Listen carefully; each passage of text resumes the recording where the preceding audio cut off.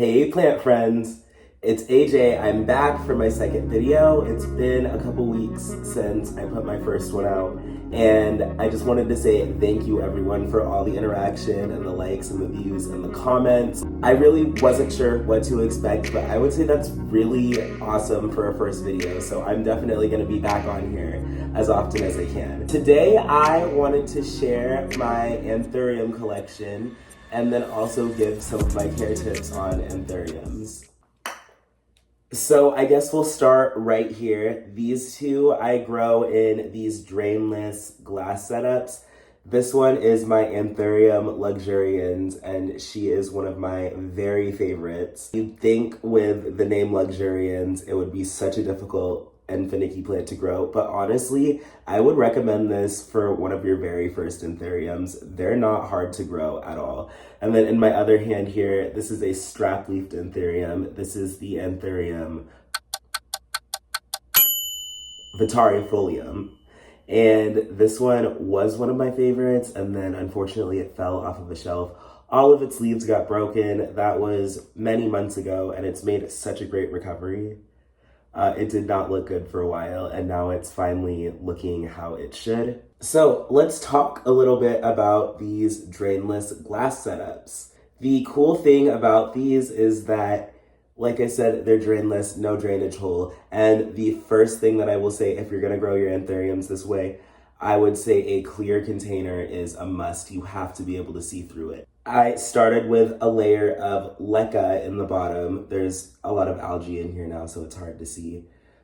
But I put leca in the bottom. That's like the water reservoir. So you basically just keep the leca level full of water, but don't go past it. The substrate, you can choose several different substrates. In here, I have my leca layer, and then this whole layer is just sphagnum moss and orchid bark with a little bit of perlite. And in here, this one is just orchid bark and perlite. And then I top it off with sphagnum moss to keep some of the moisture in, and also because topping Anthuriums with sphagnum moss will encourage the aerial roots on the stem to grow down into the substrate, and that'll help your Anthurium grow bigger and faster. I'm honestly a really big fan of growing my Anthuriums in the glass setups just because they are not super fond of being on the dry side, and this way, even if I let the reservoir get a little bit too empty, I still have a couple days grace period before they start to dry out for real, and they seem to really love it. I need to put this in a bigger one because you can see there's a lot of roots, like it's past due for a repot. They don't like to be crowded, so I will definitely get on that very soon. This is another one of my strap-leaved Anthuriums, and this is one of the most beautiful plants I have in my whole collection. This is my Anthurium pallidiflorum Guayusa, and look at how long and glossy and shiny these leaves are. This is the newest leaf, and this is the leaf that it gave me before. So when growing Anthuriums, you'll find that most of them need high humidity. I would say for a lot of Anthuriums, you're gonna wanna start at like a 70% humidity level. So a humidifier is most likely something that you're gonna wanna invest in. But then others, they need 80, 90, even 100% for some of the really hard to grow ones. So you can't grow Anthuriums without high humidity. There's some Anthuriums that will give you the most misshapen, deformed, cracked, messed up leaves if you grow them in too low of humidity, and apparently this plant is one of them. I actually don't know how this happened. I swear it was like 80, 85% humidity, and it was right next to the humidifier, so I think it was just trying to be a bitch to be a bitch, but it did this, and I was really mad because this one's one of the slow growing ones. A lot of Anthuriums only put out a new leaf every couple of weeks to a month, and I actually had to wait several months in between these two leaves. So when this one came out, I was like holding my breath, praying for something pretty, and it's almost completely hardened off, and it looks really good. So actually, I don't see a whole lot of people growing this Anthurium. I know I've talked to a couple of my friends who have had this one, and they've said it was not an easy plant to grow, and for one reason or another, they weren't able to keep it alive. For me, It hasn't shown signs that it wants to die on me. It just doesn't want to give me pretty leaves unless the conditions are perfect. That's really all I have to say. But as you can see, again, I have it topped with moss, as I do with pretty much all of my anthuriums. So I have a lot of little anthurium seeds sprouting. I think all of these I either got as gifts from various plant friends, and then 2 of these I got from an Instagram giveaway. These are some Anthurium pallidiflorum seeds. You can see they're so cute and so tiny. I got these from my friend CJ, and I think there's 10. There might be 12 in here. I'm not sure. But I have them in these little condiment containers with sphagnum moss, and a lot of people grow these under grow lights with a heat mat and this, that, and a third thing. I actually just have all of these in one of my sunniest windowsills. It gets a decent amount of heat, but it doesn't fry them, so it's just perfect, and they're growing really well. I got these seeds from my friend Michelle. She sent these to me. There's a couple in here. They are a pink lemonade, papillilaminum, however you say it. It's on the screen. Pink lemonade poppy crossed with a crystallinum silver forgetii silver. So there's like 4 different plants in here, and they're all combined into one. And the cool thing about these is because they are hybrids, these will all be unique. They won't be identical. Like, they'll all be a little bit different than each other. So I'm really excited with all these cool genetics, because these are some really beautiful anthuriums by themselves, but crossed with each other, I can't wait to see how these turn out. And they're just starting to grow their first leaves. I have this little carlablackiae seed. You can barely see it. It's right in the center, but it is starting to put out its first leaf. Oh, there you can see it. And then these I got from my friend Hunter. These are the Anthurium Caycee clone crossed with a DocBlock Brielle Zara. Something else is sprouting in my moss. There's 2 seeds in here,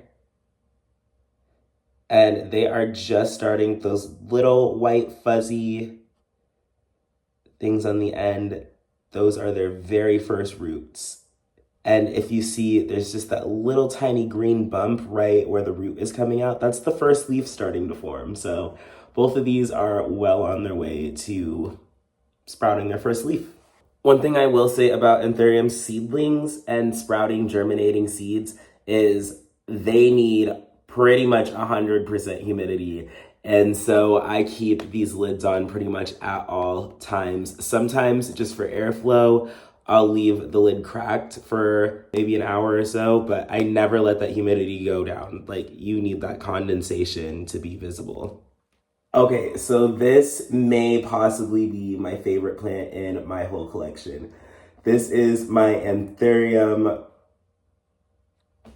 and now I can't even remember what it is. This is what it's like having ADHD. It's a struggle. There's a tag right there because I'm struggling, so maybe I should have just read. It is an Anthurium regale crossed with luxurians. Look at how pretty this is. I got this also from Hunter. I guess he had 2, and this is a propagation off of his or something like that, but he was trying to get rid of a couple plants, so I bought this off of him. I saw it in the picture and I was like, oh, that's really pretty, I want it. And then I saw it in person. It just instantly became one of my favorites. I think this might be number 1 right now for me. The thing with growing anthuriums is that you have to accept some leaves that are imperfect. Like, even on a really beautiful plant, there is like some scarring here. There's a little bit here. This leaf is starting to wither away, but I'm still gonna keep it as long as there's green on it to photosynthesize. That's just part of growing anthuriums. Like, you have to appreciate even the little imperfections, just because it's so hard to get it just right. And then the new leaves are super fragile. They're really delicate. It's something that I've learned to accept. Anthuriums are gorgeous while being imperfect. This one I have in more of a soil type substrate. I'm sure it's, let me see.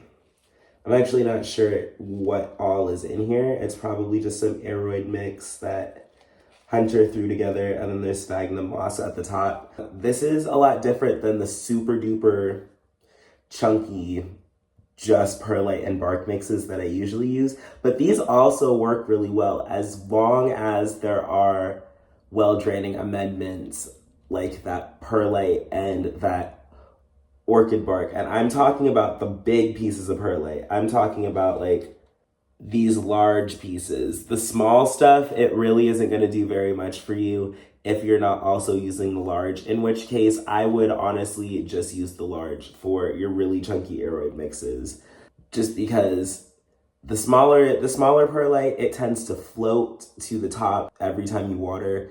And I found that the larger perlite, it kind of stays in place a lot better. And that's why I also use things like orchid bark, and why a lot of people use those on horticultural charcoal. You can add vermiculite. There's so many things. You just have to find the mixture that works right for you. Anthuriums don't like to have really dry soil. So this is a great mix because it is moisture retentive, but it still allows the roots to breathe. I will say this over and over and over again.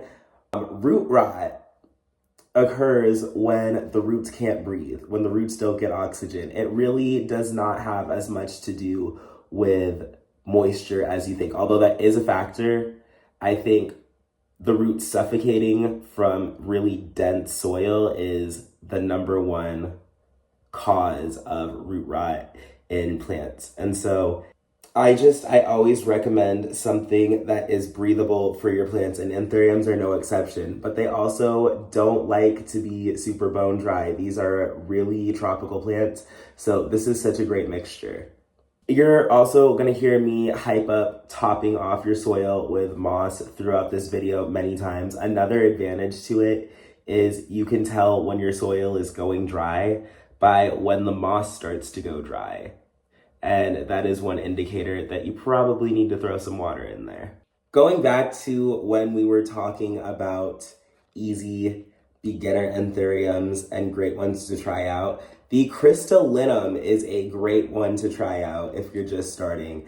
This plant, just a little over a year ago, was one single leaf, and I grew all of this on it. Isn't it beautiful? It's gorgeous. Now, this is what people think of when they think of anthuriums most of the time, is these gorgeous velvety heart-shaped leaves with like the silver veins. This is just, I love it. I love me a good Anthurium crystallinum. With growing anthuriums, the crystallinum is one of the most forgiving, and it does adapt well to a lot of different climates and conditions. So while you do have anthuriums that need like 90% humidity, this one can be acclimated to like 60 and it can be fine. I've grown this inside. I put it in my backyard last summer, and I just put it in a pretty shady spot that just got a little bit of filtered sunlight, and it did great. And then indoors, it goes right under my grow lights, but I make sure that they're a far enough distance away so that they don't burn my leaves. Whatever you do, make sure that you're not giving these plants like no light or low light. They need quite a bit of light, but you also don't want to burn them. They can be delicate. I keep the soil moist, as I said, and I try to fertilize as often as I can, pretty much every watering year round. You'll find that the two things that will help your anthurium size up every time they put out a new leaf is consistent fertilizer, and then also making sure you repot them often enough. So this is another one. I'm starting to see the roots. It's not root bound yet, but you don't necessarily want to let your anthuriums get to that root bound point because they're not as tolerant of it as your syngoniums or philodendrons will be. This will get repotted in just a few weeks. When I do my big plant repotting project, I need to find a good amount of time to sit around and do that. So everybody just heard my knees crack. Okay. Sure, that was heard by the whole neighborhood. I do have one last anthurium in this jar, and it is one that I am rehabbing. I accidentally almost killed it, and I wasn't ready to let it go, so I took the tiny little piece that was left of it and I put it in this jar with some sphagnum moss. There's also, this is an alocasia. This is not the Anthurium. There's a couple things in here. But in here, I have a Black Beauty crossed with a forgetii. This was a seedling that I won in a giveaway, and it did really well for me for the first couple months. And then it started to decline, but its roots were still fine. And then I finally got the foliage to stop dying off. And then it got root rot.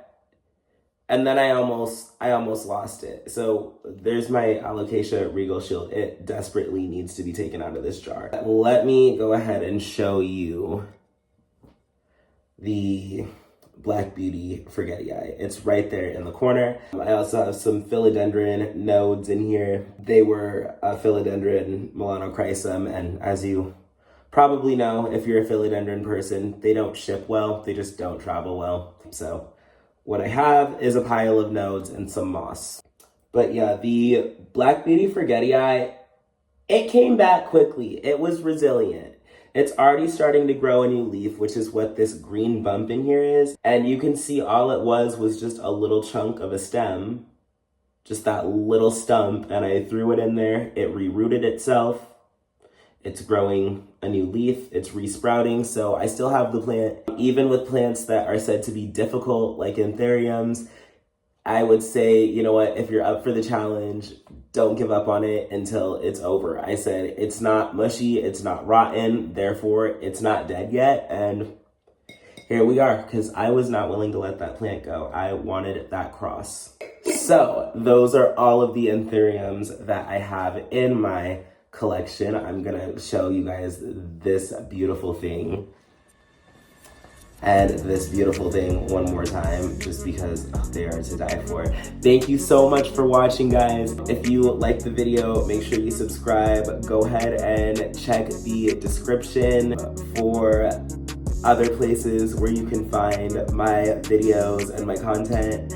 And I hope to see you guys soon in the next video. Bye. Happy gardening.